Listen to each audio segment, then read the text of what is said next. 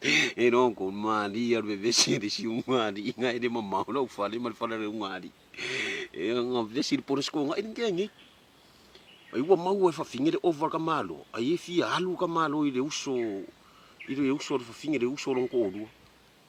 Ai. Inga pa ro mare pier fa finge.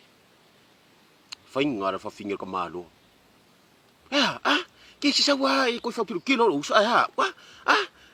Ele malia lo roko. Ele malia lo roko. Lo mea ngai le saunge ya ele pepe o kange. Lo ko nga kala wa ngai. Lo mea ngai le saunge ele kinga ingai. Mai le vai kange o lo yo lafa. Ia inga ai karo marka malo. Kamalo o dina marka malo. Le vai aku. O nga nganga e fa o ngana fa fonga ka mai. Vai la le nguko le. O fa finge. O ye nguko ka malo fo ngasu. Malolo. Ya, angai le sawi ya on kare ngofu ale o kinga ingai. Awanga mafunga, awanga di mua. O ngapo i ko ka falo ngolo ye ko nganga vampi.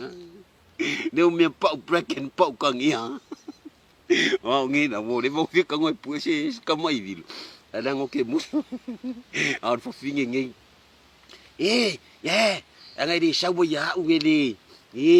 Ko ai nga nga koe ko ai nga maki kiva o le faingo fa makalanga ke lo ka ko ka malu la sa o fingi o kinga o le pai mra au o ke fi fa ya mi wa ya lu fa fingi nga ke ala ia wa ko kuri ma e kangi ke a ko le ponga ka mano o no ke no ko ma ba ka mano ngi fa fingi awanga na fa awanga di mua awanga mafu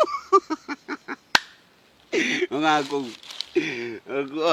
mo le onanga fai keke mo nga la fa fonga ka mai ka malo pa finge ka malo pa o bracken ka ngauli o mea nguku welo anga le ngi ya u anga le sa ngi le pro toxic kongro nguku ene ke amen